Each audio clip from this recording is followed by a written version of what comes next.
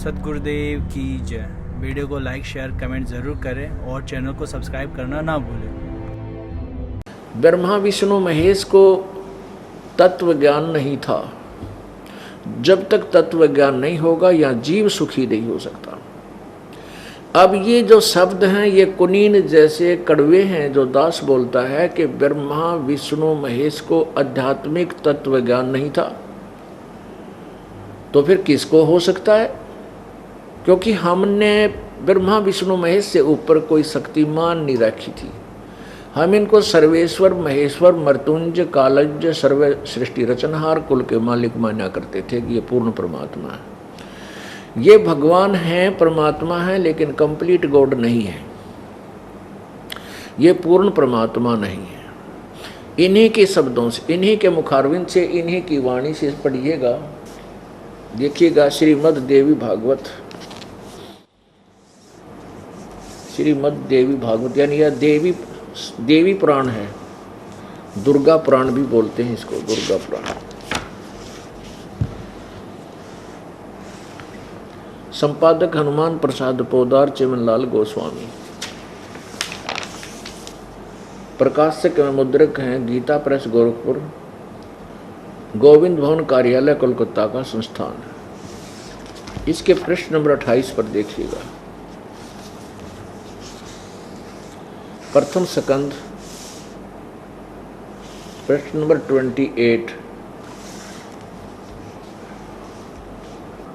नारद जी ने कहा, महाभाग व्यास जी, तुम इस विषय में जो पूछ रहे हो ठीक ही प्रश्न मेरे पिताजी ने भगवान श्री हरि से अर्थात विष्णु जी से किया था।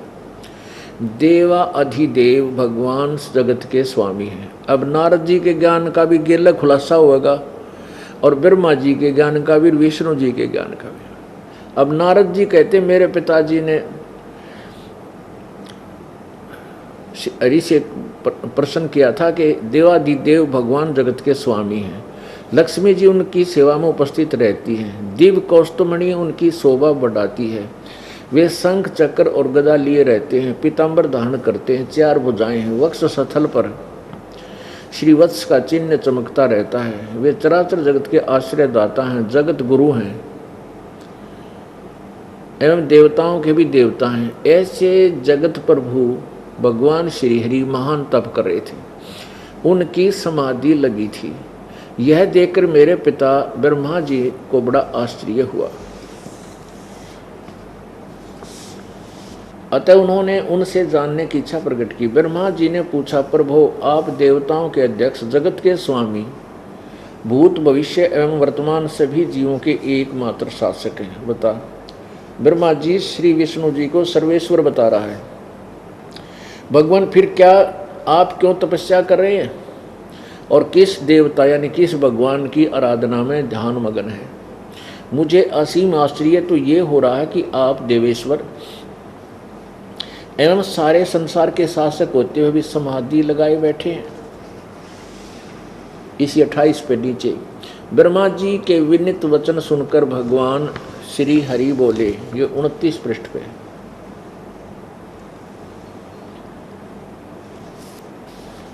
उनसे कहने लगे, भगवान ब्रह्मन सावधान होकर सुनो, मैं अपने मन का विचार व्यक्त करता हूँ। देवता दानव और मानव सब यही जानते हैं कि तुम सृष्टि करते हो, मैं पालन करता हूँ और संकर संहार किया करते, किंतु फिर भी वेद के पारगामी पुरुष अपनी युक्ति से ये सिद्ध करते हैं कि रचने पालने और संहार करने की योग्यता जो हमें मिली है इसकी अधिष्ठात्री शक्ति देवी है। वे कहते हैं कि संसार की सृष्टि करने के लिए तुम में राजसी शक्ति का संचार हुआ है, मुझे सात्विक शक्ति मिली है और रुद्र में तामसी शक्ति का आविर्भाव हुआ है। उस शक्ति के अभाव में तुम इस संसार की सृष्टि नहीं कर सकते, मैं पालन करने में सफल नहीं हो सकता और रुद्र से एक संहार कार्य होना भी संभव नहीं। ब्रह्मा जी, हम सभी उस शक्ति के सहारे ही अपने कार्य में सदा सफल होते आए हैं। सुवर्त प्रत्यक्ष और परोक्ष दोनों उदाहरण मैं तुम्हारे सामने रखता हूँ। सुनो, यह निश्चित बात है कि उस शक्ति के अधीन होकर ही मैं इस शेषनाग की सैया पर सोता और सृष्टि करने का अवसर आते ही जाग जाता हूँ। मैं सदा तप करने में लगा रहता हूँ। उस शक्ति के शासन से कभी मुक्त नहीं हो सकता। कभी अवसर मिला तो लक्ष्मी के साथ सुखपूर्वक समय बिताने का सौभाग्य प्राप्त होता है। मैं कभी तो दानों के साथ युद्ध करता हूँ। अखिल जगत को भय पहुँचाने वाले दैत्यों के विकराल शरीरों को शांत करना मेरा परम कर्तव्य हो जाता है। आगे क्या बताते हैं? मुझे सब प्रकार से शक्ति यानी दुर्गा के अधीर होकर रहना पड़ता है। उन्हीं भगवती शक्ति अर्थात इस अष्टंगी प्रकृति देवी दुर्गा का मैं निरंतर ध्यान किया करता हूँ, यानी मैं उसकी पूजा करता हूँ। ब्रह्मा जी, मेरी जानकारी में इन भगवती शक्ति से बढ़कर दूसरे कोई देवता नहीं। अब कहते हैं दुर्गा से ऊपर कोई भगवान नहीं, ब्रह्मा जी कह रहे। और कहता है कि मैं इसी की पूजा में लगा रहता हूँ, यही मेरी इष्ट देव पूज्य देव है, देवी है। और दुर्गा कहती है कि उस ब्रह्म की पूजा करो। अब आइए 562 पृष्ठ पे, इसी पवित्र पुराण के 562 पृष्ठ पे, स्कंद 7वां 562 पृष्ठ पे, देवी के द्वारा हिमालय को ज्ञानोपदेश, ब्रह्म स्वरूप का वर्णन। श्री देवी जी कहने लगी, पर्वतराज, इस प्रकार योग युक्त होकर मुझ ब्रह्म स्वरूपा देवी का ध्यान करे। ऊपर जो बताया है वो तो कहते मेरी उपासना है। यह ध्यान आसन पर भली भांति बैठकर और तो की भक्ति के साथ करना चाहिए। उस ब्रह्म का क्या स्वरूप है यह बतलाया जाता है, जो प्रकाश रूप सबके अत्यंत समीप में स्थित, हृदय रूप गुहा में स्थित होने के कारण गुहाचर नाम से प्रसिद्ध और महान पद अर्थात परम प्राप्य है। उससे वह समस्त प्रजा के ज्ञान से परे है, अर्थात किसी की बुद्धि में आने वाला नहीं है, यह तुम जानो। जो परम प्रकाश रूप है, जो सूक्ष्म से अत्यंत सूक्ष्म है, जिसमें संपूर्ण लोक और उन लोकों में निवास करने वाले प्राणी स्थित हैं, वही ये अक्षर ब्रह्म है। यहाँ ये अक्षर ब्रह्म बोल रही है, आगे देखना। वही सबके प्राण है, वही सबकी वाणी है, और वही सबके मन है, वही परम सत्य और अमृत अविनाशी तत्व है। सौम्य, उस वेदने योग्य लक्ष्य का तुम वेदन करो, मन लगाकर उसमें तन्मय हो जाओ। अब ये स्पष्ट कह रही है कि उस वेदने योग्य ये लक्ष्य का तुम वेदन करो। सौम्य, उपनिषदों में कथित महान अस्त्र रूप धनुष लेकर उस पर उपासना द्वारा तीक्ष्ण किया हुआ बाण संधान करो, और फिर भावानुगुत चित्त के द्वारा उस बाण को खींचकर उस अक्षर रूप ब्रह्म को ही लक्ष्य बनाकर वेदन करो। उसका मंत्र क्या है? परवण, यानी ओम उसका धनुष है, ओम नाम उसका मंत्र है, जीवात्मा बाण है, और ब्रह्म को उसका लक्ष्य कहा जाता है, यानी ब्रह्म। और वो कहाँ रहता है? वह सबका आत्मा ब्रह्म लोक रूप दिव्य आकाश में स्थित है। अपुण्य आत्माओं,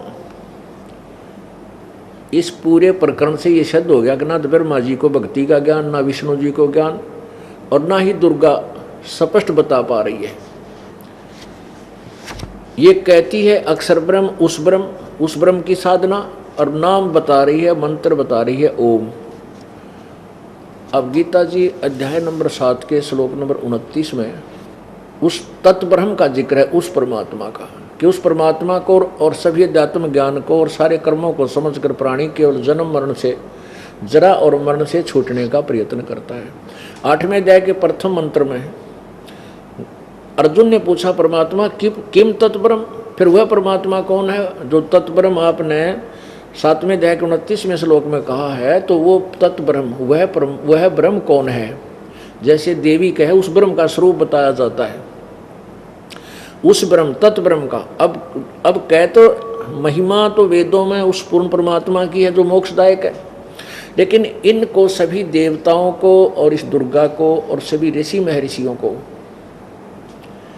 उस तत्ब्रह्म यानी उस परमात्मा, भजन करो उस रब का, उस परमात्मा की यानी परम अक्षर ब्रह्म कि भक्ति की विधि का पता नहीं लगा, उन्होंने ओम मंत्र को ही उस परम अक्षर ब्रह्म की साधना का मंत्र मान लिया, इसी को उसका जाप मान लिया, इसी से उसकी प्राप्ति करने की चेष्टा की, जबकि ये ब्रह्म का मंत्र है, न कि उस ब्रह्म का, पर ब्रह्म पूर्ण ब्रह्म का नहीं है। अब यहां ये सब मार खा रहे हैं। तो गीता जी अध्याय नंबर 8 के मंत्र नंबर 1 में अर्जुन ने पूछा किम तत् ब्रह्म पुरुषोत्तम, वो तत् ब्रह्म है कौन जिसको जानने के बाद फिर यहाँ की किसी वस्तु की इच्छा नहीं रहती, केवल जन्म मरण और जरा मरण से छूटने का प्रयत्न करते हैं। 8वें अध्याय के 3रे श्लोक में कहा गीता जी में, गीता ज्ञानदाता ने, कि वो परम अक्षर ब्रह्म है। एक ब्रह्म, एक क्षर ब्रह्म, एक अक्षर ब्रह्म, एक परम अक्षर ब्रह्म। अब यहाँ देवी जी बोल रही है, श्री दुर्गा बोल रही है कि उस ब्रह्म अक्षर ब्रह्म का स्वरूप बताया जाता है, उस ब्रह्म का। तो और फिर मंत्र बता रही है ओम, जबकि वो परम अक्षर ब्रह्म है 3रे नंबर का। एक क्षर ब्रह्म ये ब्रह्म है, अक्षर ब्रह्म ये पर ब्रह्म है, और परम अक्षर ब्रह्म वो पूर्ण ब्रह्म, कंप्लीट गॉड है, वो पूर्ण परमात्मा है, वो सत्य पुरुष है। यहीं पर सभी अभी तक मार खा रहे थे कि साधना करने की चेष्टा भी करते थे, लेकिन way of worship according to the shastra नहीं थी, सदग्रंथ नहीं थी, जिस कारण से साधना करके भी व्यर्थ रहे। अब देखिएगा ये 6ठा स्कंद, यही दुर्गा पुराण, देवी पुराण,